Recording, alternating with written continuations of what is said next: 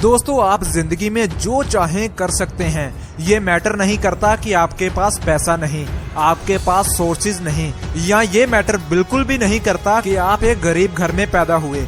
आप जिंदगी में अगर कुछ ठान लें तो आप दुनिया में बड़े से बड़ा काम कर सकते हैं। इसीलिए कहते हैं कि सब कुछ हमारे अंदर होता है।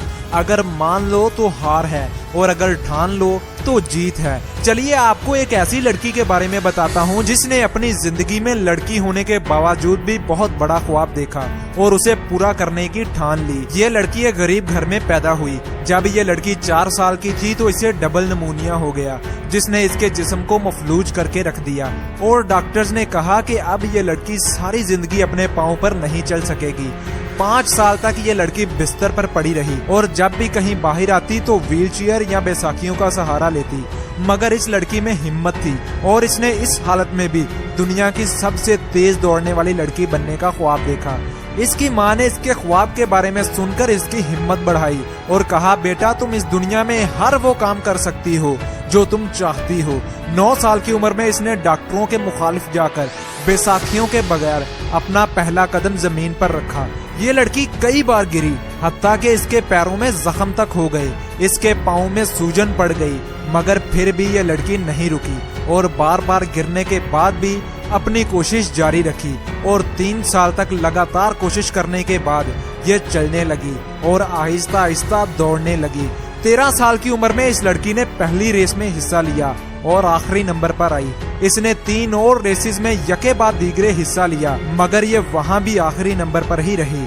इसने एक कोच से मुलाकात की और डायरेक्ट अपने कोच को बिना हिचकिचाहट के बताया कि मैं दुनिया की सबसे तेज दौड़ने वाली लड़की बनना चाहती हूँ।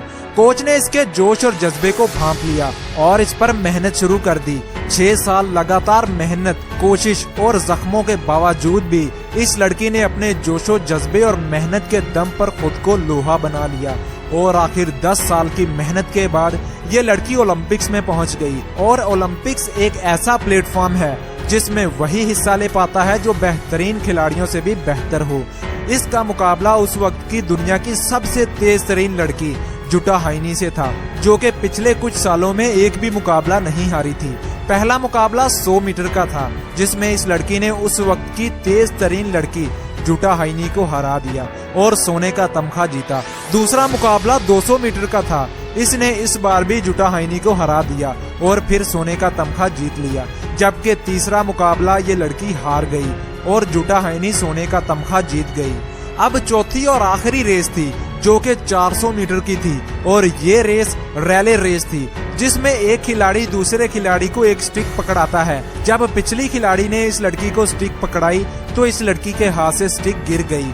दूसरी तरफ जुटा हाइनी स्टिक को लेकर तेजी से फिनिश लाइन की तरफ दौड़ने लगी, मगर इस लड़की ने फिर भी हिम्मत नहीं हारी और स्टिक पकड़कर तेजी से जुटा हाइनी के मुकाबले में दौड़ने लगी, और आखिर जुटा हाइनी से सिर्फ आधा सेकंड पहले फिनिश लाइन क्रॉस कर ली और 400 मीटर की रेस में भी सोने का तमगा जीत लिया। और 1960 के ओलंपिक्स को जीतकर इसने तारीख के सुनहरी हरूफों में अपना नाम दर्ज करवा लिया और दुनिया की सबसे तेज दौड़ने वाली लड़की बन गई। और उस वक्त इसकी उम्र सिर्फ 22 साल थी, और इस लड़की का नाम था विल्मा डॉल्फ, जिसने अपनी मजदूरी को हराकर खुद को इस काबिल बनाया कि दुनिया इसे सबसे तेज दौड़ने वाली खातून के नाम से पुकारने लगी।